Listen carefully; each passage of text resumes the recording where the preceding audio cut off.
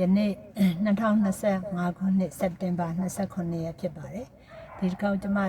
တင်ပြဆွေးနွေးခြင်းဒါကတော့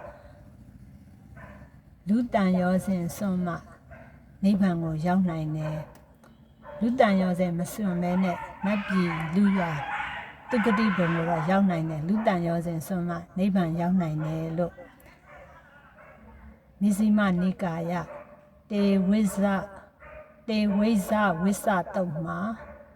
ဝိဇဂေါတပရပိုက်ကလျှောက်ထားမင်းမြန်းတာကိုမြတ်စွာဘုရားဖြေထားတာဒါလေးနှစ်ကြောင်းပေါ့နော်ဒါလေးနှစ်ကြောင်းလူတန်ရောစဉ်နဲ့ပတ်သက်လို့အဲ့လိုဖြေကြားပြီးတော့မိန်ကြားထားတော့ဘုဂုတ်ဆရာတော်ဘုရားကြီးကတော့လူတန်ရောစဉ်စွန့်တာဟာဆိုရင်တာသမီနဲ့ပစ္စည်းနဲ့ဥစ္စာနဲ့လူတန်ရောစဉ်စွန့်နေဆိုတာကဝိပဿနာဉာဏ်နဲ့ဝိပဿနာဖြစ်ပျက်ကိုမှတ်ပြီးတော့လောဘဒေါသမောဟမလာအောင်ဝေဒနာနုပတနာကိုဥပမာပေးသွားပြီးတော့ဖြစ်ပျက်မှတ်တာဟိုတင်ပြသွားပါတယ်ဝေဒနာနုပတနာဝေဒနာကိုဒုက္ခဝေဒနာဒုက္ခဝေဒနာဥပိ္ပခဝေဒနာ၃ခုကိုဖြစ်ပျက်မှတ်ပြီးတော့ဒီအဝိဇ္ဇာတဏှာမလာအောင်ဒေါသမလာအောင်မောဟမလာအောင်မှတ်ခြင်းအပြင်ပရိစ္ဆသမုပ္ပါပြတ်သွားခြင်းအပြင်လူတန်ရောစဉ်ကိုစွန့်ပါတယ်စွန့်လို့ရပါတယ်လို့မိန့်ကြားပါတယ်အဲ့တော့ဒုက္ခဝေဒနာကိုဖြစ်ပျက်မှတ်ရင်လောဘမလာဘူးဒုက္ခဝေဒနာကိုဖြစ်ပျက်မှတ်ရင်ဒေါသမလာဘူးဥပိ္ပခဝေဒနာကိုဖြစ်ပျက်လို့မှတ်လို့ရှိရင်မောဟမလာဘူးဆိုတော့ဒီလိုမိန့်ကြားပါတယ်အဲ့တော့ဒုက္ခဝေဒီမျက်စိနားနှာခေါင်းရှာမှာအဲ့ဒီ၄ခုမျက်စိနားနှာခေါင်းရှာ၄ခုမှာဥပိ္ပခဝေဒနာပေါ်ပါတယ်ရှင်ဘီဂင်နာများအတွက်ဓမ္မမိတ်ဆွေတင်များအတွက်ဒီကိုယ်မှာတော့ဒုက္ခဝေဒနာရောဒုက္ခဝေဒနာရောပေါ်ပါတယ်မနှောမှာတော့ဒုက္ခရောဒုက္ခရောဥပိ္ပခရော